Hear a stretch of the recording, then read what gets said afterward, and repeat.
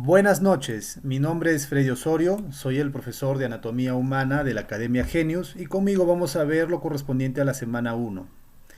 Empezamos. Partimos por el concepto. Etimológicamente, anatomía, como término, igual que muchos términos utilizados en la medicina, tienen raíces griegas, raíces latinas, incluso préstamos de otros idiomas, como el alemán. En este caso, anatomía, etimológicamente, viene dado por raíces como ana y tomos. Ana, que significa por medio de. También tiene una connotación de retorno, es decir, eh, ¿cómo te digo? Reconstruir, ¿no? O retroceder. Y tomos significa corte. Entonces, para dar la idea, ¿no? La anatomía empezó con la primera técnica básica, que era la disección, para poder observar las estructuras internas y así reconstruir la imagen mental del esquema que tenemos de la arquitectura corporal, ¿ya? Entonces, ana significa por medio de y tomo significa corte. Por medio de la incisión se hacían los estudios iniciales de la anatomía. Esa era la técnica inicial que se utilizó. Actualmente ya sabemos que hay otras técnicas diferentes a la incisión, al corte. Son técnicas no invasivas, ¿no? Por ejemplo, la resonancia magnética, la tomografía computarizada, la ultrasonografía, endoscopía, en fin, una serie de técnicas que permiten una mayor comodidad al paciente, ¿no? Y por cierto que no son pues invasivas. Nos permiten el estudio de las estructuras y las relaciones en cada persona. Entonces, ya que la anatomía es una ciencia, vamos a entender el panorama de dónde viene esta definición. Partimos de la idea de que la anatomía es una rama de la biología, ¿no? Es una rama biológica. Y en ese sentido, como la anatomía es una ciencia, pues tiene métodos científicos, tiene el método científico para su estudio, establece leyes que son leyes estructurales, ¿no? Por ejemplo, si una persona, por más que venga en silla de ruedas o esté pues desmayada, el estudio anatómico te permite evaluar la semiología de ese paciente, ¿ya? Vamos a ver la posición anatómica más adelante y justamente el conocimiento anatómico nos abre la puerta para ver qué es lo que encontramos en cada región o segmento y qué relación tiene en el interior, con qué estructuras, ¿ya? Entonces la importancia de la anatomía como ciencia es establecer leyes estructurales. ¿Qué estructura se relaciona con qué otras en su escenario, en su cavidad, en su entorno, ¿no? Y asimismo la anatomía como tal, ¿ya? Vamos a sobreentender qué es la anatomía humana y en condiciones de una persona sana. ¿Está bien? Eh, si queremos definir condiciones anormales, vamos a hablar de anatomía patológica, ¿ya? Que es una rama dentro de la anatomía. Y vamos a ver también lo siguiente. El aspecto histórico de la anatomía ha tenido un largo discurso por siglos, ¿no? El estudio anatómico. Vale decir pues que el estudio anatómico del ser humano empezó no en humanos, sino más bien en animales, ¿no? Incluso antes que en estudios humanos, partió de conjeturas, ¿no? En suposiciones. Estuvieron en esta historia Aristóteles como fundador de la anatomía comparada, antes que él incluso Hipócrates como padre de la medicina. Ellos fueron grandes observadores. De hecho, Aristóteles, al ser el fundador de la anatomía comparada, en resumen, él hablaba pues de órganos homólogos, órganos análogos, ¿no? ¿Qué relación existe entre la mano de un ser humano y el ala de un murciélago, o el ala de un murciélago y el ala de una mariposa, por ejemplo? Entonces, esa definición cae dentro de la anatomía comparada. Es importante, sí. En la antropología de la medicina, la antropología médica, deberían tocarse estos tópicos de anatomía comparada. Herófilo de Calcedonia y Erasístrato de Chios eran dos personajes que eran relativamente, ¿no?, de la misma época. De hecho, se conocían. Uno de ellos, Herófilo, pues fue considerado padre de la anatomía y él ya desarrolló un poco más el aspecto de método, ¿no? Le dio un método. Desarrolló sus observaciones de manera más metódica, sistemática. Erasístrato de Chios, ¿ya?, llamado padre de la fisiología, ¿no? Mientras Herófilo, su amigo, era cercano a la anatomía, Erasístrato más bien tenía la tendencia a ver el aspecto fisiológico. Vamos adelantando esta consideración. Si yo digo anatomía funcional, no es lo mismo decir fisiología. Si yo digo fisiología, por ejemplo, ¿no? La función digestiva. La función digestiva incluye varios órganos que interactúan. Es decir, estoy viendo los órganos a través del lente de una función integrada. Pero si yo digo anatomía funcional, ya, ahí es cada órgano en específico la función que realiza particularmente dicho órgano, ¿ya? Entonces es diferente ver la anatomía funcional que la fisiología. Vemos también a Rufo de Feso, quien publicó el primer libro sobre nomenclatura anatómica. Es importante, ¿no? Toda ciencia, si ustedes se dan cuenta, toda ciencia tiene su propia nomenclatura. La física, la química, tiene sus propios términos. Incluso términos que parecen conocidos tienen sus propias acepciones. Entonces, lo mismo va a pasar con la anatomía. Va a tener términos alusivos a ella misma y será importante que lo conozcas porque la anatomía y la semiología son unos pilares básicos para los que estudian ciencias de la salud. Dentro de la historia también tenemos a Claudio Galeno, considerado príncipe de los médicos. Sin embargo, el estudio que él hizo más bien partió de estudios en monos y en cerdos, ¿no? Entonces, esto hay que precisarlo, ¿ya? Por lo tanto, había algunos errores, ¿no es cierto? La anatomía como rama científica ya tiene su inicio en el siglo XVI. Ya su iniciador Andrés Vesalio ya estudiaba pues en cadáveres humanos, ¿ya? Entonces, si él estudió en cadáveres humanos, ya tenía que haber hecho ya correcciones a su predecesor Claudio Galeno, ¿no es cierto? Él hizo varias correcciones justamente al filósofo y médico Claudio Galeno. Andrés Vesalio en ese sentido se considera el padre de la anatomía moderna, ¿ya? La fisiología como rama científica ya es un paralelo, ¿no? Ya hemos dicho, anatomía y fisiología van de la mano, son importantes conocerlas ambas y también el estudio es interrelacionado, ¿ya? Entonces, en caso de la anatomía microscópica fue fundada por Marcelo Malpighi. La anatomía patológica, así con ese apellido, ¿no? La anatomía en condiciones anormales, fundado por Giovanni Battista Morgani, mientras que Xavier Bichat hizo la primera clasificación de tejidos. Recordemos que hay 4 clases de tejidos básicos y de ahí discurre toda la gran familia de ellos, ¿no es cierto? Entonces, veamos aquí la clasificación de la anatomía, el panorama de su taxonomía, de su categorización. Vemos a la biostática, ¿no? Morfología o anatomía.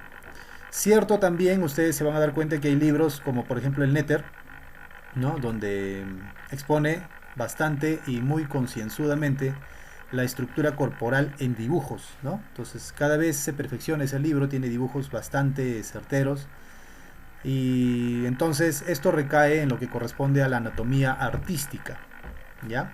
El doctor Netter se dedicó a esto, ¿no? Es una anatomía artística. También tenemos la anatomía interna, ¿no? La propiamente dicha, la que se estudia, ¿no? La anatomía microscópica, vale decir la que utiliza un microscopio para poder observarlo, incluye pues desde tejidos hacia abajo, ¿no? Células y tejidos. Mientras que la que ya no requiere un microscopio para poder observar es desde la anatomía organológica, la anatomía descriptiva, ¿no? Los órganos, ¿no? Las células se organizan en tejidos, los tejidos se organizan en órganos. Los órganos a su vez se organizan, se integran en sistemas y aparatos. Vamos a hacer aquí la precisión. Función, estructura y origen. Si tienen una función a la que convergen, vale decir entre comillas, igual función, ¿ya? Convergen a una función macro única. Y tienen una estructura semejante, una estructura histológica, y tienen un origen también común, entonces esto es un sistema. Más, si no cumple estas condiciones, pues recae en el grupo de aparato. Confluyen a una misma función, pero tienen diferente estructura, diferente origen. Eso es un aparato. Ejemplo, el aparato digestivo.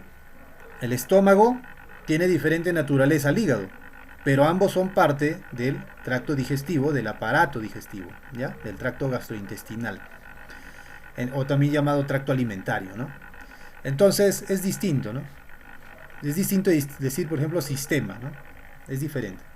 En caso de la anatomía topográfica, el término topo alude a regiones o segmentos. Entonces el cuerpo humano se puede estudiar a partir de regiones.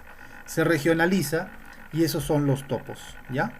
Por ejemplo, si yo digo la región volar es Es lo mismo decir la región palmar, la palma de la mano. ¿Está bien? Si yo digo, por ejemplo, a ver, la región perineal. La región perineal, el periné, ¿ya? Se encuentra debajo de la pelvis. ¿Está bien? Se encuentra debajo de la pelvis. Entonces, vamos a darlo así por sentado. El piso pélvico es el límite inferior, el piso, el suelo de la pelvis. Pero este suelo a su vez es techo de la región perineal o periné. ¿Está bien? Varones y mujeres tenemos la región perineal. Se compone de dos triángulos exteriormente, y eso lo vamos a ver más adelante. Un triángulo anterior o urogenital y un triángulo posterior o simplemente anal. ¿Está bien? Luego tenemos la anatomía de superficie o explorativa.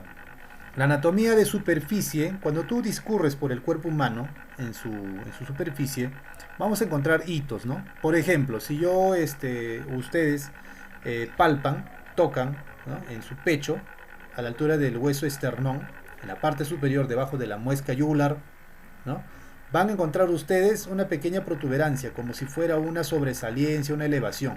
¿Está bien? Esa elevación ósea dura, ¿no?, corresponde al ángulo de Lewis, también denominado ángulos de Ludwig, ¿ya? Y es un hito superficial. Cuando yo toco este punto, ya tengo entonces un esquema mental.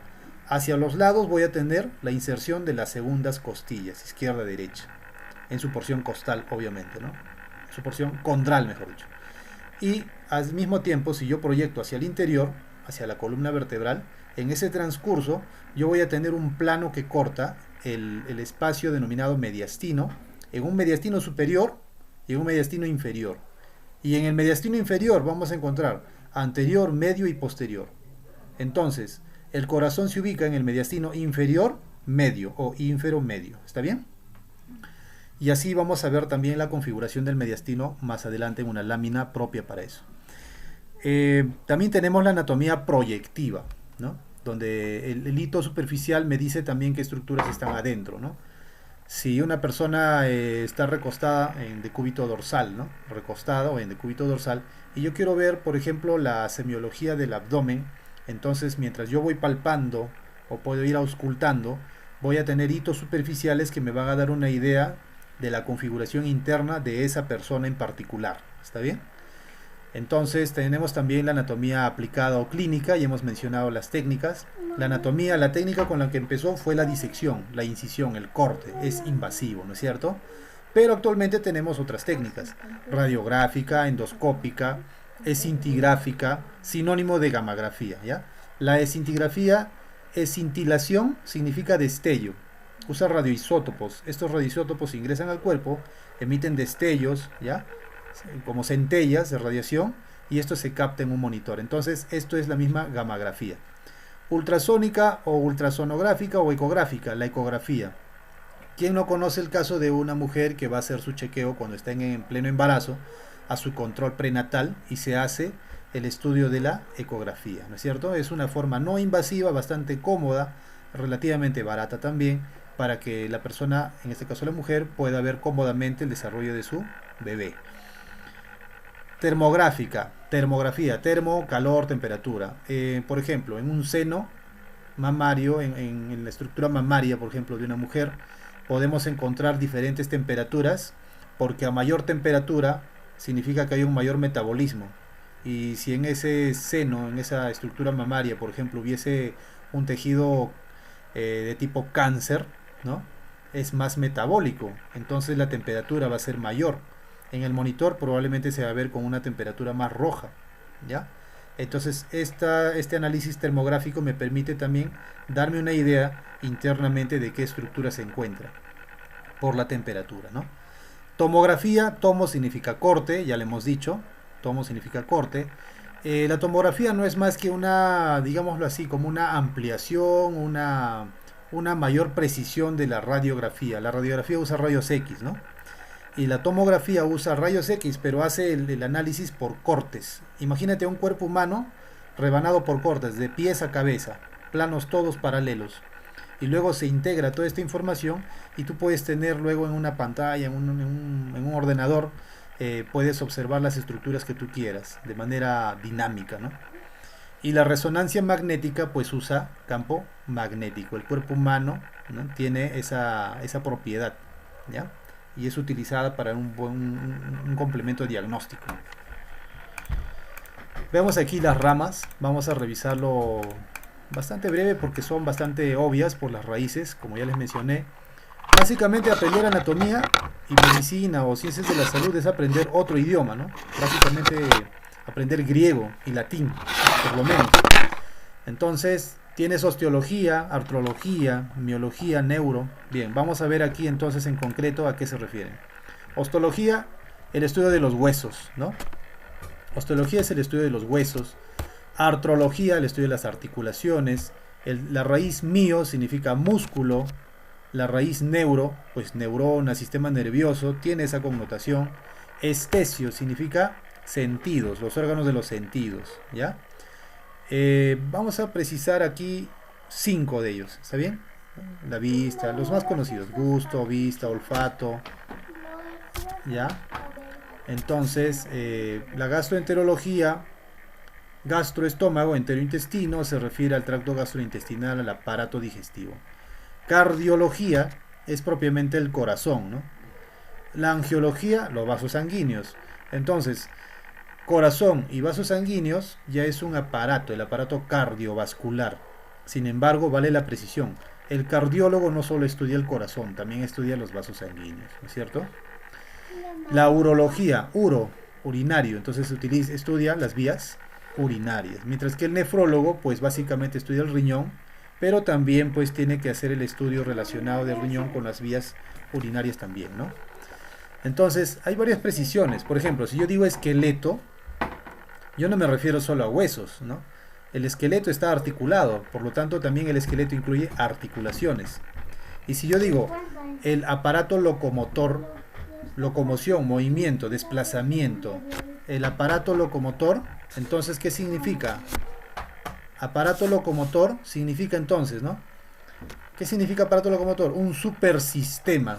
De 3 sistemas está compuesto. El sistema óseo, el sistema articular y el sistema muscular. Entonces, esta integración de los 3 sistemas forma un supersistema o simplemente aparato locomotor. Respecto a los órganos de los sentidos, estesio, órgano de los sentidos, existe el término organoléptico. Entonces, cuando yo digo características organolépticas, se refiere a aquellas que son captadas por los órganos de los sentidos. ¿Está bien? Vamos a seguir. Aquí tenemos más ramas. Vamos a avanzar. Esplacno. La raíz esplacno significa vientre. Y cuando yo pienso en el vientre, pues, ¿no? Me imagino el abdomen y las estructuras internas al abdomen. Entonces, en realidad esplacno estudia las vísceras. En primer término es cierto que estudia las vísceras abdominales. Sin embargo, la definición de víscera va más allá. Si ustedes revisan los libros de anatomía, que hay, por cierto, hay todos los días creo que sale un nuevo libro a nivel internacional, van a encontrar ustedes que el concepto de víscera es un órgano interno, o sea que está protegido en una cavidad, ¿no? Entonces, en ese sentido, hasta el cerebro es víscera, ¿no? La glándula hipófisis es víscera, los ovarios en caso de la mujer son vísceras. Entonces, ese es el concepto de víscera, ¿ya? Esplagnología estudia vísceras, ¿no? Claro que esplagno en su raíz griega significa vientre, o sea, las vísceras del vientre, las vísceras abdominales. Endocrinología, bueno, el sistema endocrino, glándulas. Aquí hay que precisar lo siguiente. Cuando veamos el tema de renal, hay una pregunta que siempre viene en el examen de CEPREVAL, en la UNEVAL. Hay que precisar lo siguiente. Una sustancia que se secreta a la sangre, ¿ya? No significa que porque se secretó a la sangre ya es hormona. No. Necesita un órgano blanco. Un órgano blanco. Entonces la por ejemplo, es una enzima. Esta enzima se libera por las células del aparato yuxtaglomerular. Ya vamos a especificar esto también. Pero se libera la sangre. Sin embargo, la renina no actúa en un órgano blanco. Entonces no cae en la definición de hormona. Es una enzima liberada a la sangre, ¿ya? Entonces ya vino en el examen de la UNEVAL una pregunta así, ¿no? Es la hormona que se libera y que actúa sobre la angiotensina, el sistema angiotensinógeno. Ya saben ustedes, no es hormona porque no actúa en un órgano blanco. ¿Está bien? Embriología. Por la raíz embrión. Embrión Feto se considera desde las 8 semanas, ¿no? Desde los 2 meses de gestación. Hasta las 8 semanas embrión, ¿no es cierto? Ya. Pero, aquí viene lo siguiente. La embriología en realidad estudia, si ustedes ven la embriología de Moore o la embriología de Langman, estos libros que se utilizan en la Facultad de Medicina, la embriología estudia todo el desarrollo prenatal. Si hablamos de desarrollo, también voy a un término más grande, ¿no? La anatomía del desarrollo, que incluye todo el ciclo de vida de un ser humano, ¿ya? Esa es la anatomía del desarrollo. La anatomía prenatal, el estudio prenatal, no solo anatómico, sino todos los aspectos prenatal, ya incluye la embriología. La fetología es solamente estudiar el feto desde las 8 semanas de gestación y cae dentro de la embriología. ¿Está bien? Aquí hay que precisar esos términos. El embriólogo, la embriología estudia el desarrollo prenatal, ¿ya? Vamos a ver también la teratología. La raíz terato significa monstruo. Sin embargo, no es pues la especialidad que estudia los monstruos, no, sino que se refiere a aquellas que se estudian en las malformaciones congénitas, ¿ya? Las malformaciones congénitas. Esa es la alusión real que se hace con la teratología. La inmunología, ¿ya? Hay varios términos alusivos, ¿no? Inmunitario, inmune, inmunológico. Eso lo vamos a ir precisando poco a poco a medida que avance el curso, ¿ya? Sin embargo, les voy dejando la duda, ¿no? Para que vayan investigando, leyendo también por su cuenta. Inmune, inmunitario, inmunológico tienen diferentes connotaciones. Teratología, ya hemos mencionado. Oncología, del mismo modo, ¿no? Oncología, onco. ¿Qué significa onco? Tumor. Pero los tumores pueden ser benignos y también pueden ser malignos. Incluso un tumor benigno podría volverse maligno. ¿Se encuentran? Entonces, la oncología estudia los tumores. ¿Está bien? Obviamente el énfasis no es pues tanto en los tumores benignos. El énfasis va a ser más en los tumores malignos. Vale decir, cánceres. Tumor maligno igual cáncer. ¿Está bien? Cinesiología. Cinesiología, kinesio, ¿no? Movimiento, ¿ya? Estudia los movimientos, sistema de palancas. Ya hemos mencionado el sistema locomotor. Mejor dicho, ¿no? El supersistema o aparato locomotor, ¿no es cierto? Sistema de palancas. Primer tema de estudio en biofísica. Todos los que estudian ciencias de la salud en el curso de biofísica, que lo van a llevar todos, van a estudiar sistema de palancas, el aparato locomotor. Andrología. Andro, masculino. Entonces el aparato reproductor masculino. ¿Está bien? Algo que se me estaba pasando. Cuando veamos cánceres, ¿ya? No vayan a pensar que los cánceres solamente hacen tumor, ¿ya? Por ejemplo, hay cánceres, como se dice, a la sangre, ¿no? Las leucemias, ¿ya? Hay leucemias, linfomas. Entonces, el término de cáncer no solamente incluye que haya un tumor, ¿ya? Puede no haber tumor, pero tienes cáncer. ¿Está bien? Respecto a las cavidades del cuerpo humano. Respecto a estas cavidades hay que mencionar lo siguiente. No existe una cavidad somática, ¿ya? No existe una cavidad somática, así que integre todas las cavidades, porque no están comunicadas.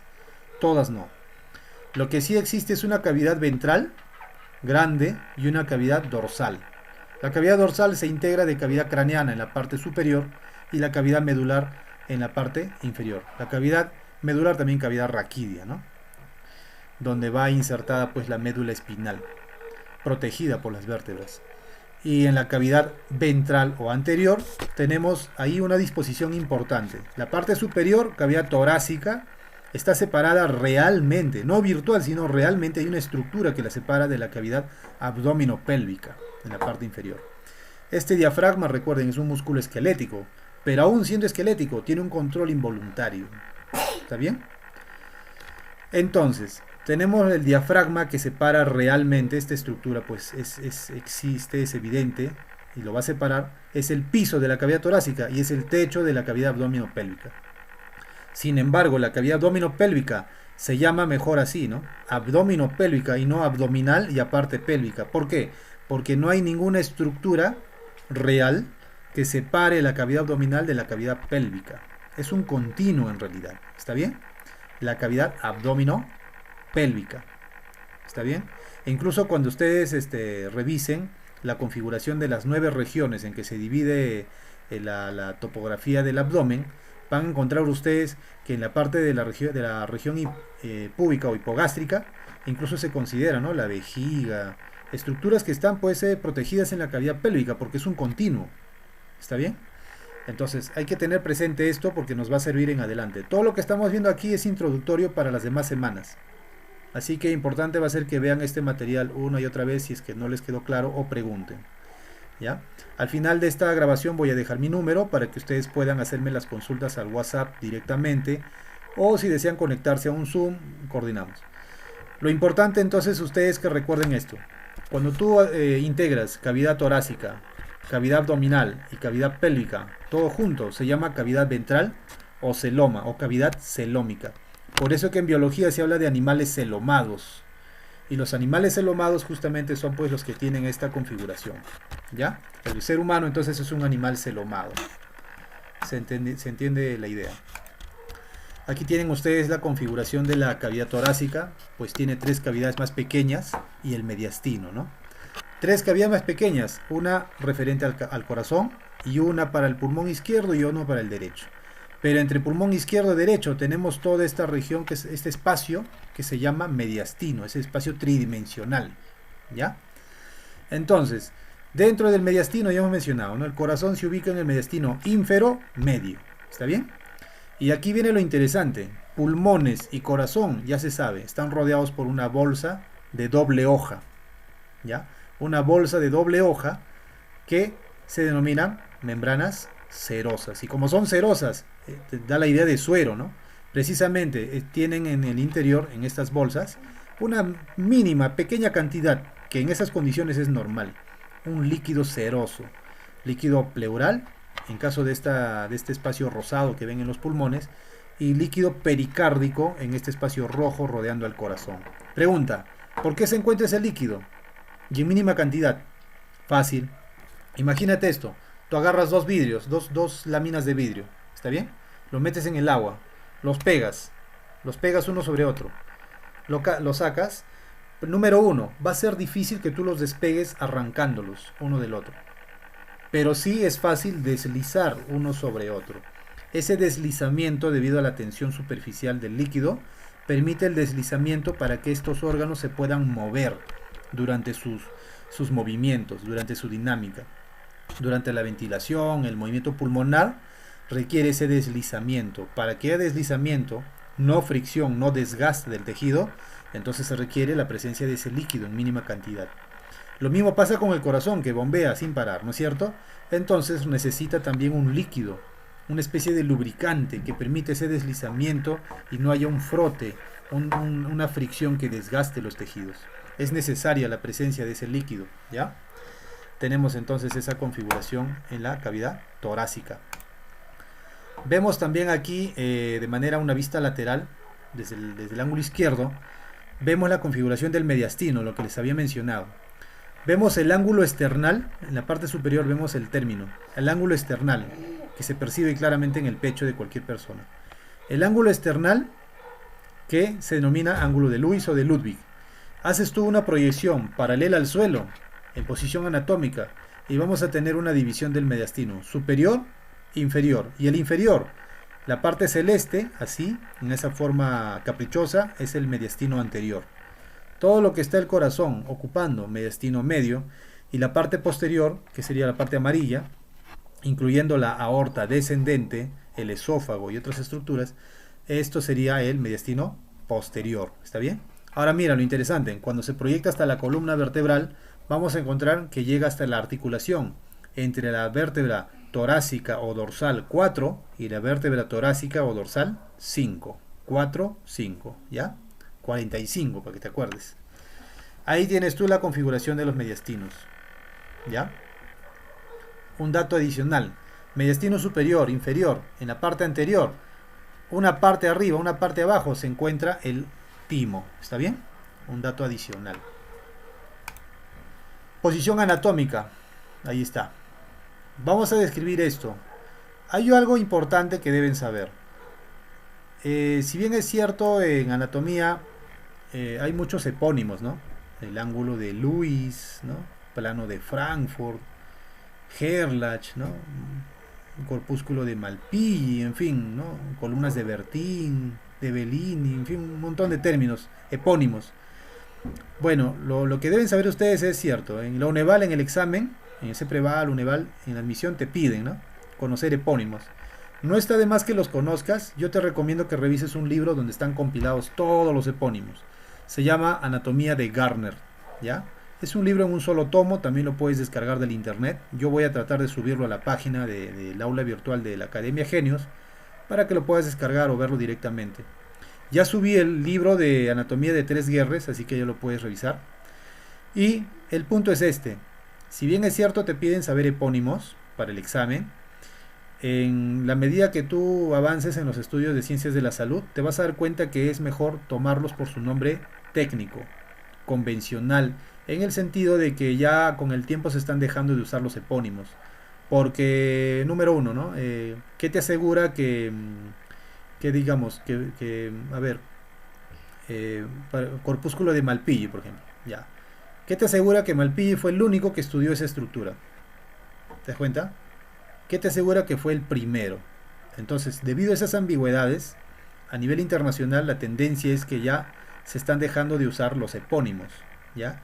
Es parte de la literatura médica, sí, es parte de la cultura, claro, ¿no? Porque imagínate, tú sabes esto y tienes una referencia.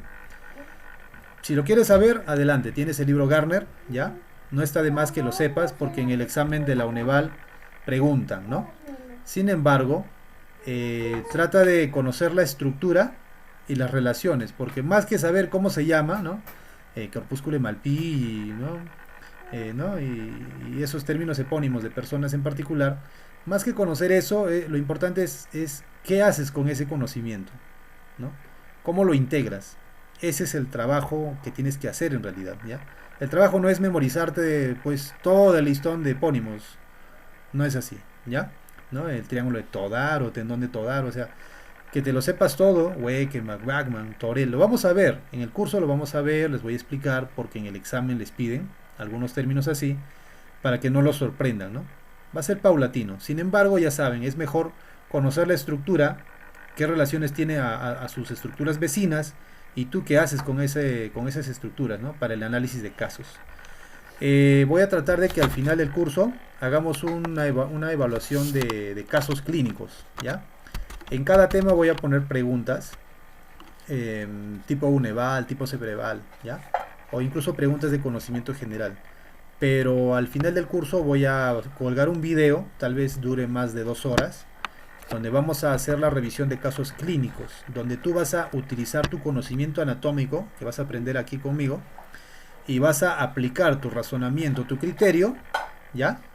De relaciones estructurales. Recuerda que la anatomía es una ciencia. Relaciones estructurales, leyes estructurales, ¿ya? Volviendo al tema de posición anatómica. Posición anatómica, por más que el paciente esté convulsionando, desmayado, boca abajo, ¿no? Como se dice en decúbito ventral, dorsal, supino, vamos a ver eso, ¿no? En cualquier posición que esté el paciente, incluso normalmente tú pasas a la visita médica y vas a encontrar a los pacientes pues en cama, ¿no? Están echados, están en decúbito dorsal. Entonces, para evitar ambigüedades de posición, incluso movimiento, todo parte de una posición anatómica que es convencional a nivel internacional, es una convención, es un acuerdo.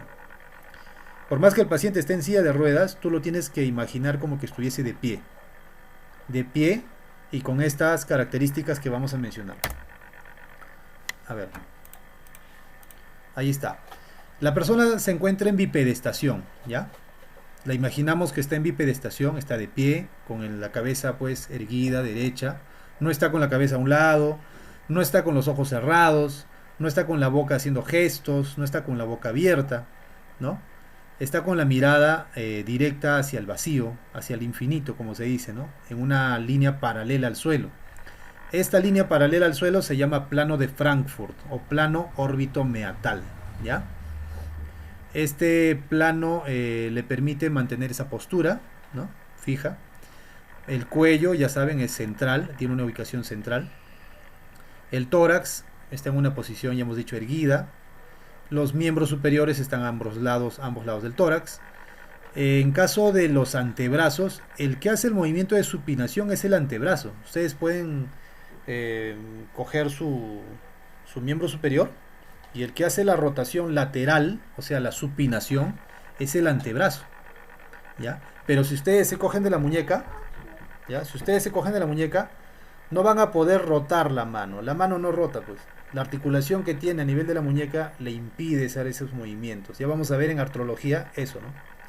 No puede realizar pues supinación la mano, ¿no? Pero el antebrazo sí puede porque tiene las articulaciones necesarias para ese movimiento. Entonces, supina el antebrazo para poder mostrar la palma. Claro que se dice, ¿no? La palma en supinación. Pero en realidad el que supina es el antebrazo. Para mostrar la palma, que ya hemos mencionado, también se llama región volar. ¿Ya? Precisando. Dentro de la mano también, ¿no? Región volar, la palma. Tenar, hipotenar. ¿Ya? Un adicional. También tenemos la configuración de los miembros inferiores. ¿Ya? Hay que precisar esto, ¿no? Cuando uno dice, hay personas que hasta se golpean en el muslo y dicen, no, me golpeo la pierna, dicen. El término pierna es de la rodilla para abajo, ¿no? Porque la rodilla divide pierna por la parte inferior y la parte superior se llama muslo, ¿ya? Es con precisión lo que tenemos que mencionar. Tobillo separa pierna de pie, ¿no es cierto? Esos son los términos que hay que precisar, ¿está bien? Los muslos tienen que estar juntos. Las rodillas no deben montarse, no deben estar una encima de la otra ni delante, ¿ya? Tienen que estar una al lado de la otra. En esa condición, muchas personas, pues a veces tienen rodillas grandes, ¿no? Y cuando intentan poner sus talones juntos, una rodilla se pone delante de la otra, ¿no? Se monta. Entonces, no debe montarse la rodilla. Entonces, eso implica que los talones no siempre van a estar juntos. Pero sí, el hecho de estar de pie te obliga a que los pies tengan una configuración triangular en el suelo. O sea, los talones tienden a acercarse, ¿ya? Y los dedos tienden a alejarse izquierdo y derecho. Del lado izquierdo y derecho tienden a alejarse, como un triángulo, ¿no? Es natural en la posición. Entonces, veamos aquí algo más. Ah, ya, precisemos también las manos, ¿no? Las manos. Si se dan cuenta, solamente los pulgares están alejados. Los demás dedos, del 2 al 5, porque en la palma, igual que en la planta del pie, los dedos gorditos son el dedo número 1. Luego viene 2, 3, 4 y el meñique es el quinto dedo. Lo mismo pasa en el pie, ¿ya? Entonces, en caso de la mano, los dedos del 2 al 5 están juntos, pero el pulgar está separado. ¿Está bien? Esa es la condición para la posición anatómica. Vemos los planos básicos. Aquí tenemos, básicamente hay 3 planos, y con estos 3 planos que son ortogonales, o sea 90 grados uno respecto al otro, y son 3, ¿no? Entonces permite las descripciones de posición y también de movimiento en el cuerpo humano. Ahora, vemos el plano frontal, también denominado coronal, el plano sagital, llamado también medial, medio sagital, o también llamado de simetría, porque el lado izquierdo es reflejo del lado derecho, son enantiómeros, son reflejos, ¿no? Entonces, divide pues automáticamente en mitades, ¿no? Mitad izquierda y derecha, ¿no? Y son simétricas, entonces es el plano de simetría. Simetría bilateral se dice, ¿no? Transversal, el plano transversal, también llamado transaxial, axial, horizontal, divide al cuerpo humano en dos, una parte superior, una parte inferior, que no son simétricas. El plano frontal coronal divide en una parte anterior que es diferente a la parte posterior. El único que es simétrico es el plano sagital. ¿Hay planos paralelos al sagital? Sí, los parasagitales, ¿no es cierto? Izquierdo, derecho. ¿Qué más podemos precisar? A ver. Ah, ya. El libro Tórtora, por ejemplo, toma estos términos de frontal, sagital y transversal, tanto para el cuerpo entero como para órganos en particular, ¿ya? Sin embargo, en la UNEVAL han estado preguntando términos, por ejemplo, ¿no? En la misma pregunta te ponían, ¿no? La clave A, plano frontal, y la clave C, plano coronal. Pero se supone que son sinónimos. Sí, entonces hay que tener en cuenta esto, ¿no? Cuando digo plano transversal, ¿no? Plano horizontal, plano transaxial, hay que entender que se refiere principalmente a cuerpo entero, ¿no? Vamos a ver un ejemplo de esto, ¿no? Imagínate una persona de pie y el plano coronal del cuerpo entero está cortando a nivel del pie en la longitud del pie en posición anatómica, que está adosado al suelo, en la longitud del pie, en un plano transversal del pie. ¿Ya? El plano coronal de cuerpo entero estaría cortando en un plano, coincide con un plano transversal del pie. ¿Está bien? Esa es la idea, ¿ya? Son planos que permiten descripción del cuerpo. La fuente de esta información, el Lippert, ¿ya? Página 4, si mal no me equivoco. Anatomía de Lippert. Ya. Vemos aquí la distribución de los planos. Ahí tienen ustedes abajo en la parte inferior los sinónimos. Ahí ven ustedes, ¿ve? Plano frontal coronal, plano transversal horizontal y plano sagital. Ahora la pregunta es, ¿y los ejes? Porque ahí habla de ejes, ¿no? Sí. Si ustedes se dan cuenta, en cada uno de los planos hay dos ejes. En el plano azul, plano amarillo y plano rojo hay dos ejes. Esos ejes son las flechas, ¿no? Flechas que tienen doble cabeza de punta. Entonces, un plano está definido por dos ejes, ¿ya? Un plano está definido por dos ejes. Siempre un plano está definido por dos ejes. Entonces, por ejemplo, el plano sagital. ¿Cuál es el plano sagital? El plano de simetría, ¿no? Definido en la parte izquierda, ustedes ven, ¿no? La persona en el plano de color celeste. El plano sagital definido por el eje sagital y el eje longitudinal. ¿Se dan cuenta? El eje longitudinal es el que va de pies a cabeza, ¿no? Y el eje sagital el que va de atrás hacia adelante. Con esos dos ejes tú cruzas y tienes un plano, el plano sagital. De manera análoga sucede para los otros dos planos, ¿ya? Ahí tienes tú lo que hemos mencionado. Voy a poner esto por acá arriba. O acá, aquí abajo. Ahí. Ya.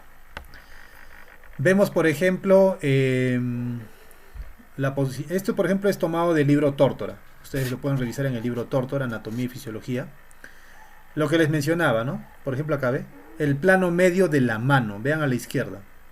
Es un plano relativo a la mano, ¿no? A la mitad de la mano. ¿Ya? Ahora tú dirás, pero el plano medio de la mano no es sagital. Claro, obvio, ¿no? Porque el pulgar no es igual al meñique. Pero es un plano medio. ¿Ya? Es un término relativo. Si yo digo plano de simetría, ya. Entonces son lados reflejo uno del otro. Por lo tanto se refiere al cuerpo entero. Ese sí es indudable. ¿Está bien? Si digo, por ejemplo, aquí, por ejemplo, ¿no? El plano frontal a la derecha, en la tercera figura, a la derecha, a nivel de los pies. Plano frontal coronal, ¿no es cierto? A nivel de los pies es un plano transversal de los pies, ¿ya? Esa es una pregunta que vino en la UNEVAL hace un par de años. El plano coronal o frontal es el plano del cuerpo entero, ¿no? Y al mismo tiempo coincide o puede coincidir con un plano transversal a nivel de los pies, ¿no? Porque el pie tiene esa longitud cuando está adosada en el suelo. Si tú miras solo el pie, es un plano transversal, pero si miras el cuerpo entero, puede coincidir con un plano coronal, ¿no? Se proyecta un plano coronal. Vean acá el plano medio, la figura que está al medio, coincide con un plano coronal del cuerpo entero, ¿ya? Entonces, a fin de cuentas, los planos lo que se intenta con ellos es facilitar la ubicación de los órganos, las relaciones entre ellos, asimismo también los movimientos, ¿ya? A ver, vamos a ver aquí las regiones del cuerpo. Vean ustedes la configuración de las regiones. Hemos dicho que regiones es estudiado por anatomía topográfica, ¿correcto? O también de segmentos, ¿no? Vemos aquí la precisión siguiente. Allá, en la parte superior, vean, oral. La región oral, la boca, ¿no es cierto? Mientras que la región bucal está alrededor de la región oral.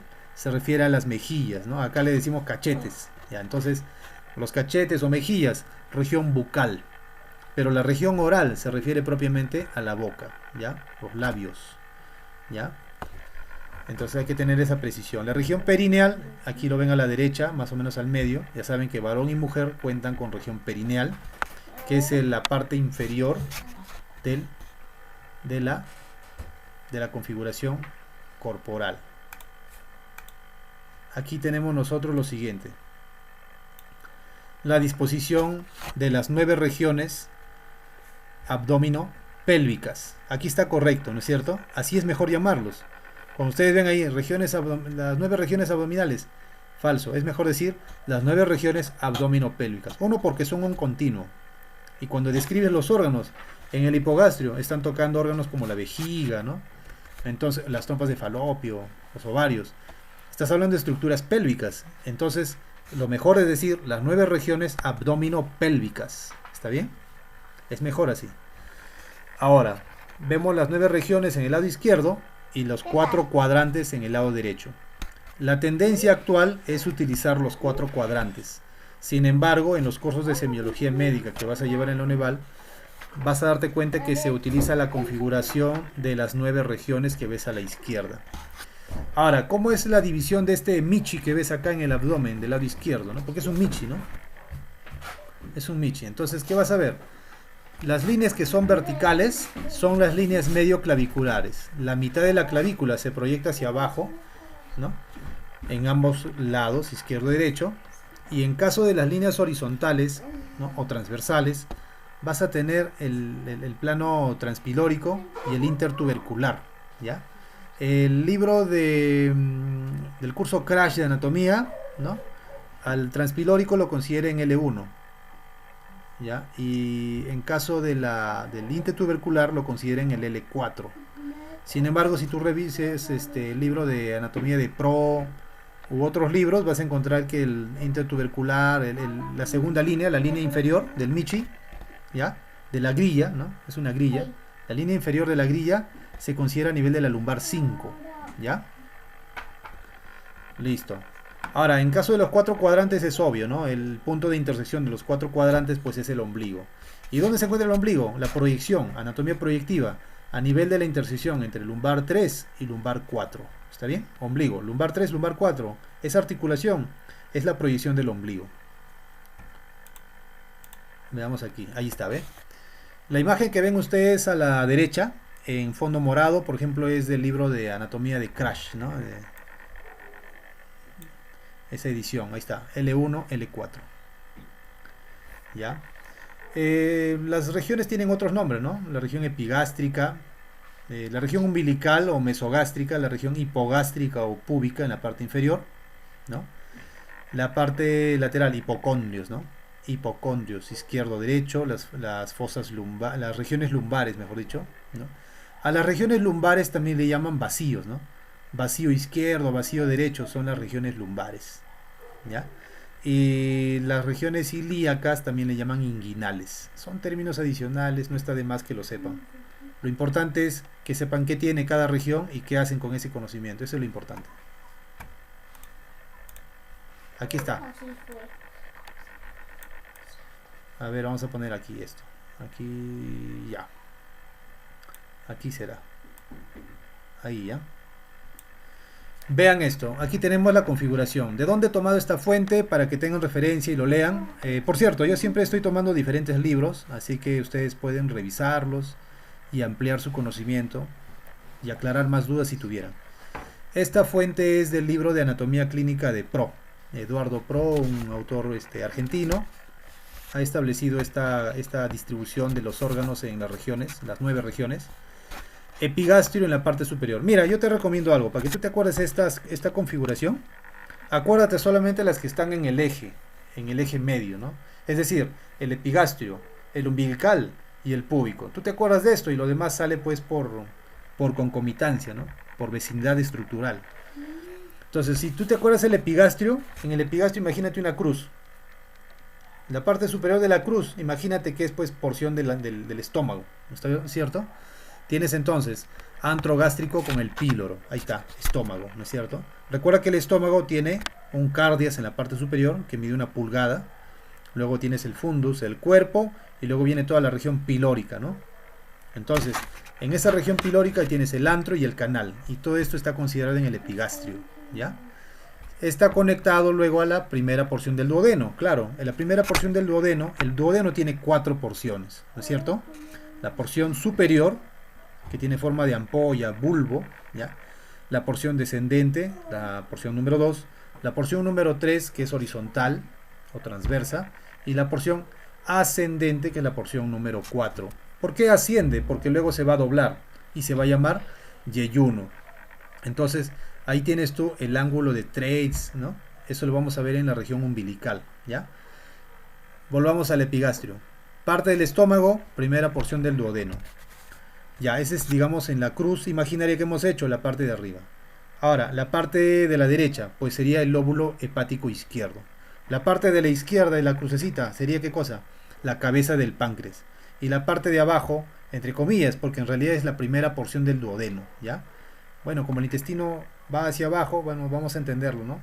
Como que fuera la parte inferior de esa cruz imaginaria, a modo de mnemotecnia, ¿está bien? Bajamos y tenemos la región del mesogastrio o umbilical, donde está el ombligo, obviamente, ¿no? Tenemos ahí, hemos dicho, la tercera y la cuarta porción del duodeno, o sea, la porción transversa y la porción ascendente. Si asciende es porque va a descender. Si asciende y desciende, formas una flexura, un ángulo. Ese es el ángulo de Treitz o flexura duodeno-yeyunal. ¿Está bien? Y también pues ahí inicia con las asas intestinales del intestino delgado. Obviamente el intestino está cubierto pues por un delantal de grasa, ¿no? Un delantal de grasa, pero de estructura Tetra Pak. Tiene 4 hojas. ¿Por qué? Porque se llama aumento mayor. El aumento mayor o epiplón mayor, ¿ya? Lo vamos a ver en digestivo. Hay epiplón mayor, también hay epiplón menor. El aumento mayor o epiplón mayor, para que den una idea, ustedes tengan una idea, es como un delantal de grasa. Es como un delantal que cuelga, obviamente cuelga, desde la curvatura mayor del estómago, por eso se llama aumento mayor, ¿no? Cuelga de la curvatura mayor del estómago y parte del duodeno. Cuelga y cubre los intestinos. ¿Pero de qué consiste? El aumento mayor consiste ¿qué? En un repliegue, en un pliegue del peritoneo. Es un pliegue peritoneal. Ahora, si ustedes recuerdan, el peritoneo es una membrana serosa, ¿no? Si es una membrana serosa, pues tiene hoja parietal y hoja visceral. O sea que tiene 2 hojas. Pero cuando se pliega, entonces termina con 4 hojas. ¿Se dan cuenta, no? Entonces, tiene 4 hojas serosa, ¿no? La membrana serosa. Y cuando se repliega, ¿dónde se origina? Ya hemos dicho, curvatura mayor del estómago, parte del duodeno. Cuelga y se repliega para poder terminar en la cara anterior del colon transverso. ¿Está bien? Y así de esa manera tiene esa forma de delantal. Luego tenemos también en la región umbilical, ya aquí, en la región púbica, vamos a la parte inferior, la región púbica o hipogastrio, ¿no? Ya hemos dicho que lo correcto es denominar las 9 regiones abdominopélvicas, no solo región abdominal. ¿Está bien? Lo correcto es abdominopélvicas porque incluye estructuras de la pelvis, protegidas por la pelvis. Recuerden que hay una pelvis mayor o superior y una pelvis menor o inferior. Pelvis mayor o superior y pelvis menor o inferior están separadas por una línea, ¿ya? En el libro de Gray, libro de Gray, de anatomía de Gray, mencionan una línea, la línea arcuata. Es un contorno, ¿ya? Un contorno óseo, alusión al coxal y a la estructura misma de la pelvis ósea. Entonces, esta línea arcuata, en otros libros van a encontrarlo como línea innominada. El límite entre pelvis superior e inferior, línea innominada. ¿Está bien? Así le llamaron. Para que tengan una alusión adicional. Vamos a ver entonces en el hipogastrio las siguientes estructuras. La vejiga. Cuando la vejiga se llena, pasa de la pelvis inferior a la pelvis superior. Entonces, dense una idea. Es abdominopélvica, ¿ya? La vejiga. El útero en la mujer junto a la unión recto-sigmoidea. Recuerden que el intestino grueso es una estructura más grande que incluye pues al colon, ¿no? O sea, intestino grueso no es igual a colon, incluye al colon, ¿ya? Y hay un colon sigmoides y después del colon sigmoides a nivel de la flexión, porque, a ver, el colon sigmoides tiene forma de S itálica y con esa forma tiene que ir hacia atrás, ¿ya? Se discurre hacia la parte posterior y se flexiona más o menos a altura de la vértebra sacra número 3. Ahí se flexiona para poder descender en la forma de recto, ¿ya? Entonces, esa unión recto-sigmoidea alusiva a la sacra número 3 también está incluida en la región púbica. Ahora, el útero, vejiga y la porción superior del recto. La configuración en el caso de la mujer deben ustedes recordar, ¿no? Si hacemos un corte sagital en una mujer y vemos desde un punto de vista lateral, ¿no? de adelante hacia atrás, recuerden posición anatómica, de adelante hacia atrás, pues tienes primero, ¿qué cosa? La uretra, ¿no? Uretra relacionada a la vejiga, adelante. Luego le sigue para atrás, vagina con útero. Y luego le sigue para atrás todo lo que es la configuración del intestino grueso final, ¿no? Sigmoide, recto y ano. ¿Está bien? De adelante hacia atrás tienes entonces esa forma, ¿no? Urinario, reproductor y digestivo, porción final. ¿Está bien? En esa configuración en caso de la mujer. Ahora, bueno, la próstata en caso del hombre, pues obviamente se encuentra a nivel de del inicio de la uretra, ¿no? Como si fuese una especie de corbata o collarín, ¿no? En torno a la vejiga y al inicio de la uretra, ¿no? Para que se den una idea, la próstata en el caso del hombre, ¿no? Obviamente el hombre nomás tiene glándula prostática, ¿no? Ya veremos después los órganos que son semejantes, o mejor dicho, embriológicamente del mismo origen en varón y mujer.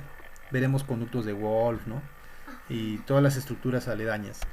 Eso lo vamos a ver en otra lámina, en otra clase, ¿ya? Pero dense la idea de que próstata, pues solamente se encuentra en la configuración del cuerpo masculino, ¿está bien? Hipocondrio derecho, hipocondrio izquierdo, flanco o vacío derecho, izquierdo y las regiones inguinales simplemente son estructuras que ya pues por criterio, ¿no? Si ya tienes todas las del eje, ¿no? De las regiones axiales, superior, medio, inferior, las demás salen pues por, como se dice, por lógica, ¿no? Entonces el riñón derecho, ¿no? El riñón derecho y el uréter derecho ya se encuentran pues en el flanco derecho, ¿no? Claro que el polo superior del riñón, tanto izquierdo y derecho, se encuentran en los hipocondrios, ¿no? Y si el polo superior del riñón se encuentra en los hipocondrios, con más razón la glándula suprarrenal correspondiente también se encuentra en los hipocondrios, ¿no es cierto? Fosa ilíaca o inguinal izquierda y derecha, bueno, tienen estructuras que recordar. Obviamente en caso de la mujer los ovarios, ¿no? De manera simétrica, colon sigmoide. En el caso de la izquierda. En el caso de la derecha también, ¿no? En el caso de la mujer el ovario derecho, perdón, claro, ovario derecho, ¿no? El apéndice vermiforme, el ciego, la porción terminal del íleo, ¿no? Hay algunas válvulas, ¿no? Válvula de Gerlach, etcétera, etcétera. Eso lo vamos a ver en digestivo, ¿ya? Son epónimos. Sigamos con esto, a ver. Bien, tenemos entonces aquí. Una vez que ya conocemos la posición anatómica y algún concepto adicional de lo que son regiones, es importante que ustedes sepan términos de posición y términos de movimiento. ¿Está bien? Una cosa son los términos de posición y otra cosa son los términos de movimiento. Recuerda que la anatomía necesita su terminología. Ya. Aquí el truco es lo siguiente. Todos los términos de posición o términos direccionales vienen por parejas, por antónimos, por opuestos. Si yo digo superior cefálico craneal, pues tiene que haber un caudal o podálico, ¿no? O distal, ¿no? O inferior, ¿ya? Entonces, una cosa es proximal y otra cosa es distal, ¿no? Una cosa es periférico o superficial y otra cosa es profundo. Una cosa es lateral y otra cosa es medial, ¿no? Entonces son por parejas, ¿ya? Una cosa es contralateral, ¿no? Y otra cosa es homolateral o también denominado ipsilateral o ipsolateral, ¿ya? Ipso significa igual, homo significa igual. Ahora, por ejemplo, ¿no? Superior, vamos a ver unos ejemplos nada más, ¿ya? Ustedes lo van a revisar con calma. Yo he dejado esta clase ya en PDF en el aula virtual hace unos días. Terminando esta clase yo lo voy a colgar directamente a la página, el link, para que ustedes puedan acceder a esta clase y revisarlo. Lo mismo que en las láminas está en esta clase, ¿ya? Tienen ustedes acá entonces, por ejemplo, ¿no? Superior. El corazón es superior al hígado, ¿no? Y por lo tanto el hígado es inferior al corazón, ¿no? Y cambiando el término, el corazón es cefálico, tiene una posición cefálica respecto al hígado, y el hígado tiene una posición caudal respecto al corazón, ¿no? Por lógica. ¿Por qué? Porque son parejas, son opuestos, ¿no? Se complementan estos términos, ¿ya? Por ejemplo, ¿no? Lateral y medial. Lateral, por ejemplo, si estás en posición anatómica, el cúbito es medial al radio, ¿no? Y por lo tanto el radio es lateral al cúbito, ¿no? ¿Se dan cuenta? ¿Ya? Los pulmones son laterales al corazón, ¿no es cierto? ¿Qué más? Profundo, superficial. Si se dan cuenta, profundo, superficial está asociado a la superficie corporal o alejado de la superficie hacia la profundidad. Con más razón si se trata de cavidades, ¿no? Superficial, profundo. Por ejemplo, las costillas. Las costillas son superficiales a los pulmones y por lo tanto los pulmones son profundos a las costillas. ¿Se dan cuenta? Simplemente son términos relativos a la posición. ¿Ya? Ustedes lo pueden revisar con más calma. Aquí tienen también los términos de movimiento. Ya hemos mencionado que la rotación lateral, que ven aquí en la parte superior a la derecha, la rotación lateral permite, ¿qué cosa? Mostrar la palma. Por lo tanto, la rotación lateral es lo que se denomina supinación, mientras que la rotación medial se denomina pronación. ¿Está bien? Abducción, aducción son movimientos, ¿no?, de separación del miembro respecto al tronco. Entonces tienes abducción con B, abducción, como el ave, ¿no? Como el ave cuando levanta vuelo, levanta el ala, ¿no es cierto? Entonces, abducción, separa el miembro superior. Lo contrario, aducción, aduce, pega el miembro superior al tronco. ¿Está bien? Lo mismo que la aducción, abducción en los miembros superiores pasa en los miembros inferiores. ¿Ya? ¿Se dan cuenta? Aquí tienen otros términos adicionales: superior, inferior, ventral, ¿no? Obviamente ventral es anterior y dorsal es posterior, ya lo vimos en cavidades. Proximal, distal, ya sabes, ¿no? La mano es distal al hombro, por lo tanto el hombro es proximal, ¿no?, en relación a la mano, ¿no? Se refiere proximal y distal, por ejemplo, a los miembros por la articulación principal que tienen. Por ejemplo, en el miembro superior, el hombro, ¿no es cierto? Y a ver, por ejemplo, acá tenemos el término ipsolateral, que significa del mismo lado. El ojo derecho es ipsolateral con el oído derecho, ¿no? En cambio es contralateral con el oído izquierdo. ¿Se dan cuenta? Ese es el término. ¿Se dan cuenta? Los términos entonces son por parejas, son por pares.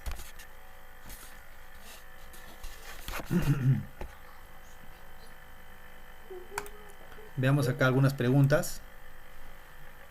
A ver. Veamos acá algunas preguntas. Indique la estructura que sí es estudiada por la anatomía topográfica. Recuerden que topo, segmento, región, ¿no es cierto? Regiones corporales. Líquido cefalorraquídeo, no. Curvatura sacra, tampoco. Líquido cerebroespinal, tampoco. Periné. Recuerden que el periné es la región perineal, en varón y mujer. Es una región que, si tú lo ves en la configuración superficial que tiene, el periné pues tiene una forma de diamante o rombo, ¿no? Un rombo, un romboide. Este rombo se divide en dos triángulos, ¿no? Y un triángulo anterior, por más que la persona esté echada, ya sabes, ¿no? Triángulo anterior, triángulo posterior. Así esté de cabeza la persona, ¿ya? Así esté en silla de ruedas. Triángulo anterior, triángulo posterior. Triángulo anterior, urogenital. Triángulo posterior, triángulo anal. ¿Está bien? Triángulos. Respuesta entonces, la letra D.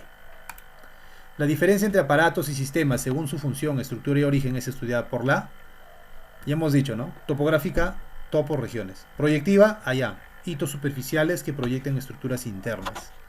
Anatomía regional, esa es la misma topográfica, ¿no? Anatomía sistémica, ¿cierto? Sistémico se refiere a sistemas y aparatos, ¿no es cierto? Engloba tanto aparatos como sistemas, ¿ya? Entonces la respuesta sería la letra D. El estudio de puntos de referencia tangibles en el cuerpo humano que extienden el conocimiento de lo interno es estudiado por la... Es obviamente... ¿Cuál? Mira, te está diciendo que por la superficie tú detectas hitos que te dan conocimiento del interior. Hay una proyección, ¿no es cierto? Por lo tanto, sería una anatomía proyectiva.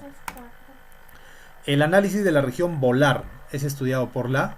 Recuerda que la región volar es la palma de la mano, ¿no? Recuerda también que te dije región tenar, región hipotenar, ¿no? Son parte de la región volar, la región palmar.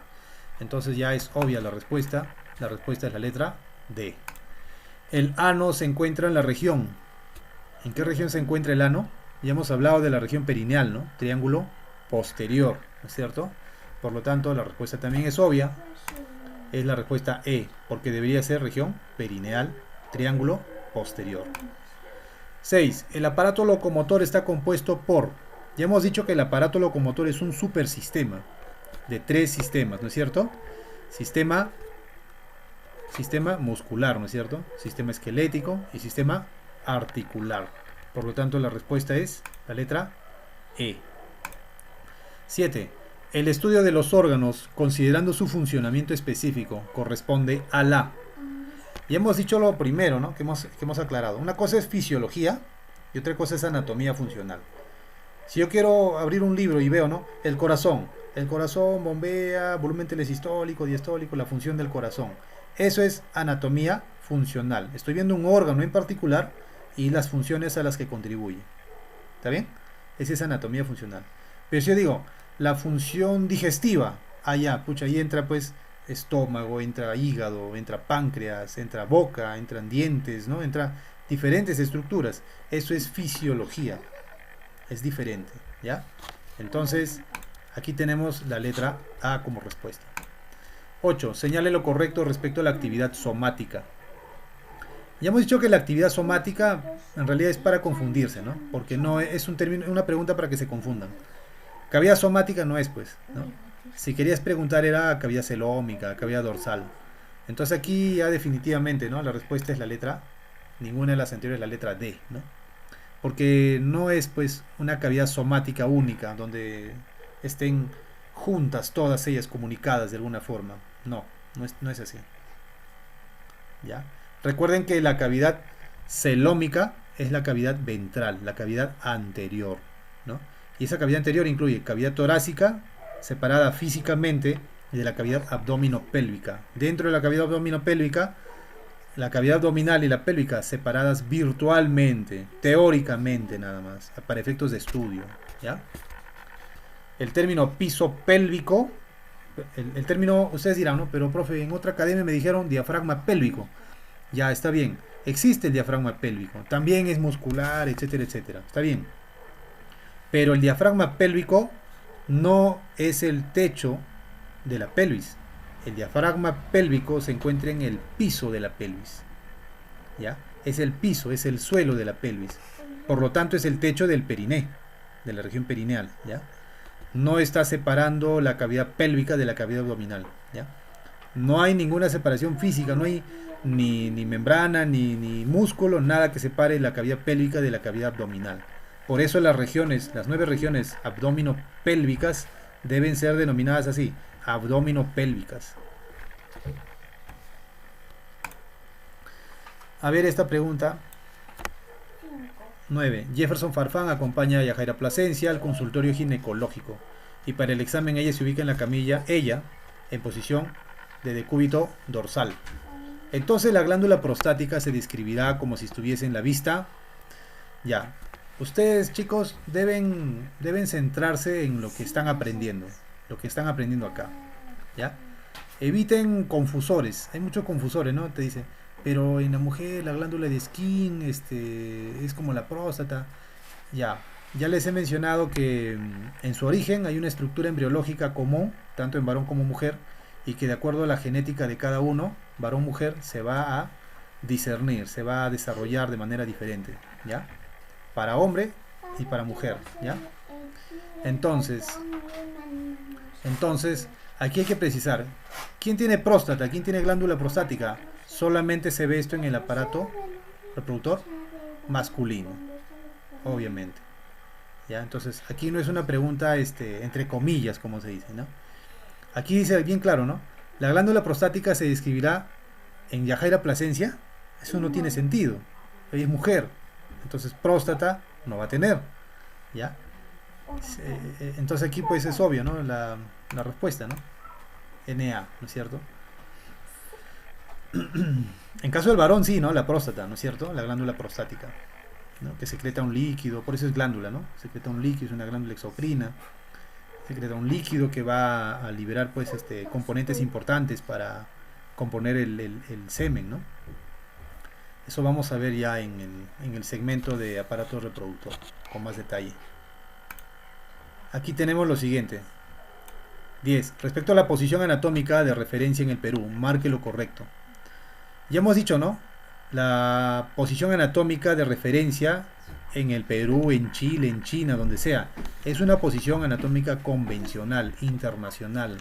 Es el lenguaje en que se entienden todo el personal de salud a nivel internacional. Entonces, no solo es en el Perú, Lo correcto dice, el cuerpo humano en decúbito dorsal, falso, ¿no? Ya hemos dicho, es una persona en bipedestación. Palmas de las manos en supinación. Palmas de las manos en supinación. Ya tú dirás, pero a mí me enseñaron que la supinación en las manos. Ya, si dudas, vamos a seguir viendo para que te des cuenta las claves, ¿ya? Miembros superiores a ambos lados del tronco. Sí, pero los miembros inferiores separados, ya hemos dicho, los muslos tienen que estar juntos, ¿no es cierto? Las rodillas juntas, no pueden estar montadas, tampoco separadas. La D, ojos abiertos con la mirada en el plano órbito meatal. Ese sí, ¿no? Ese sí es definitivo. Claro, porque ya habíamos dicho nosotros que el que hace el movimiento de supinación es el antebrazo, ¿no? A nivel del antebrazo se hace el movimiento de supinación que permite mostrar las palmas en posición anatómica, ¿no? E incluso hay una ligera separación por el mismo movimiento de supinación del antebrazo. Hay una ligera separación de las palmas del tronco. Es natural, ¿ya? Por la misma estructura músculo tendinosa, ósea, ¿no? Del antebrazo, esa separación que existe. Entonces aquí la respuesta correcta es la letra D, ¿no? Ojos abiertos con la mirada en el plano órbito meatal, también denominado plano de Frankfurt, ¿ya? Y la E pues está mal porque los dedos de las manos rectos y juntos, todos excepto el pulgar, ¿no? Ahí no ha mencionado nada del pulgar, la excepción. Respuesta a la letra D. Vamos terminando entonces. Vemos aquí la pregunta 11. Señale lo correcto respecto a los planos anatómicos. ¿Se forman en función de ejes anatómicos longitudinal, sagital y transversal? Sí, ya hemos dicho, ¿no? Cada plano se forma de la interacción de dos ejes. Siempre es por dos ejes cada plano. Verdadero la A. B. ¿Se trata de planos ortogonales, o sea, 90 grados uno respecto al otro? Sí. De modo que cualquier corte esté basado en ellos, por supuesto. Por eso se han inventado estos planos ortogonales como referencia. Claro que hay planos como el plano oblicuo, ¿no? Pero la definición del oblicuo es una redundancia de los otros ortogonales, los tres básicos. Porque la definición del plano oblicuo es que no es ni frontal, ni transversal, ni sagital. Esa es la definición del oblicuo. Entonces, el plano que divide en mitad anterior y posterior también se le conoce como plano de simetría, falso. El plano de simetría siempre va a dividir al cuerpo entero y lo divide en izquierdo y derecho, mitades, reflejo uno del otro. Son enantiómeros, son reflejos. Entonces la respuesta ya es obvia. Respuesta a la letra D, A y B. 12, vamos terminando. Un corte, esto viene en un examen de la UNEVAL. Un corte, puntos suspensivos del pie, está ubicado en el plano, o sea, coincide, puede coincidir, ¿no? Puede proyectarse así, en un plano tal o tal del cuerpo completo. Aquí la respuesta, ¿cuál sería? Lo vimos en una lámina, ¿no? Del libro de Tórtora, en la figura C, ¿no? Aquí, ¿cuál sería la respuesta? Un corte transversal del pie está ubicado en el plano coronal o frontal del cuerpo completo, ¿no es cierto? Lo vimos en la figura del libro Tórtora, ahí está. Letra C. Pregunta 13. La región umbilical o mesogastrio contiene los siguientes, excepto. Ya hemos dicho que la región umbilical o mesogastrio, donde está el ombliguito, recuerden que el ombligo se proyecta entre la lumbar 3 y la lumbar 4, ¿no? Esa articulación. Entonces, vamos a ver qué contiene el mesogastrio. Ya hemos dicho, ¿no? Por lógica, las asas intestinales. Si están las asas intestinales, pues está, ese es básicamente el yeyuno, ¿no? Si está el yeyuno, pues también está el parte del duodeno, parte final, por lo tanto está el ángulo de Treis o flexura duodeno-yeyunal. Estará también la tercera porción del duodeno, o sea, la porción transversa horizontal. Si están las asas intestinales, pues no van a estar al aire, ¿no? Tienen que estar protegidas. Ese repliegue de 4 capas o 4 hojas, ¿no? De membrana serosa, ¿no? Porque cada membrana serosa, recuerden, tiene hoja parietal, hoja visceral. Si se repliega, pues ya tiene 4 hojas, ¿no es cierto? Tiene 4 capas. Y pues es un delantal de grasa. ¿Ya? Esta membrana serosa se adosa a grasa y cuelga. Por ser mayor, el aumento mayor pues está asociada a la curvatura mayor del estómago. Por lógica, el aumento menor estará asociado a la curvatura menor, ¿no es cierto? Eso vamos a ver en digestivo ya. Entonces, veamos aquí. ¿Cuál no está, dice, en la región umbilical o mesogastrio? A ver, la respuesta sería, a ver, porción ascendente del duodeno. ¿Esa está o no? La porción ascendente del duodeno La porción ascendente del duodeno ya hemos dicho, ¿no? En el epigastrio hacen ustedes una cruz de mnemotecnia. Estómago y por lo tanto la porción inicial, bulbo, duodenal, que es la porción superior o ascendente no, porción superior del duodeno, es la que está en el epigastrio, ¿no? La porción superior. La porción ascendente del duodeno es la porción número 4 del duodeno, ¿no es cierto? Es la porción número 4. Entonces, esa porción número 4 sí está en la región umbilical. ¿Por qué? Recuerden al duodeno como si fuera una letra C alargada al final, ¿ya? Entonces, la letra C empieza así, ¿no? Una porción superior, ¿ya? Una porción superior, ¿ya? Luego, una porción descendente. Luego, una porción horizontal. Ya estamos formando la C, ¿ves? Y luego una porción ascendente, que es la parte número 4 del duodeno. Entonces, tanto la porción número 3 como la número 4, que es la ascendente, están en el mesogastrio o región umbilical de las 9 regiones abdominopélvicas. Entonces, esa no es. El ángulo de Treis también está en la región umbilical.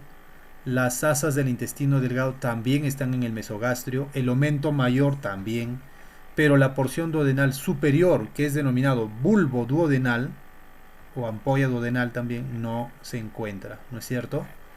Entonces, es la respuesta a la letra E. ¿Dónde está la porción duodenal superior? La primera porción del duodeno, de esa letra C, está en el epigastrio, ¿no es cierto? Sigamos, ya estamos terminando. Últimas preguntas. A ver, la cavidad pélvica cubre y protege a los órganos pélvicos y está dividida en pelvis mayor y pelvis menor. Ya hemos mencionado, ¿no? Ya está clarísima la respuesta, ya hemos mencionado en el transcurso de la clase. La línea innominada, ¿no? En Gray van a encontrar ustedes el término línea arcuata, que es un contorno óseo, ¿no? de la misma pelvis. Teniendo en cuenta las cavidades corporales, ¿cuál de las siguientes estructuras se encuentra en el mediastino posterior? Mediastino posterior. Recuerden que hay un mediastino superior, mediastino inferior. Y dentro del mediastino inferior, anterior, medio y posterior. Y hemos visto que en la parte posterior, pues se encuentra la aorta descendente, ¿no es cierto? La aorta descendente. La respuesta entonces la letra C. A ver, veamos acá. B y C. Muy bien. Ahí está. Sigamos. Esta es la última pregunta, me parece. ¿Qué plano de corte dividirá el pie en un lado el dedo hallux, o sea, el dedo número 1, el gordito, es el hallux, ¿ya? Es el dedo gordito del pie. Y en el otro, los otros dedos, los otros 4 dedos, ¿no? Del dedo número 2 al dedo número 5 del pie. Entonces, mira, está dividiendo, dice, el dedo gordo de los otros dedos del pie. Por lógica, es un plano parasagital, ¿no es cierto? Parasagital, ¿ya? Por lo tanto, la clave es la letra D. Y con eso me parece que ya hemos terminado. Bueno, chicos, yo los dejo. Esta es la primera clase de la primera semana. Bueno, ya incluye también la segunda clase. Voy a adicionar más preguntas para hacer más dinámica la siguiente semana, porque ya empezamos el discurso por aparatos, por sistemas y aparatos. Yo les recomiendo que revisen los libros que les he mencionado. Voy a ir colgando en la página del aula virtual de la Academia Genios. Ya colgué el libro Tesguerres de anatomía y voy a colgar el libro de Moore, también es de anatomía. Voy a tratar de buscar el libro de Pro, que también está muy bonito, está en formato PDF. Voy a buscarlo y voy a tratar de colgarlo. Y a medida que encuentre más libros con el peso adecuado para poder subirlo, lo voy a subir. Algunos son muy pesados. Por otro lado, si tuviesen dudas, pueden comunicarse directamente a la coordinación de la Academia Genios con el profesor John Bravo, o en su defecto también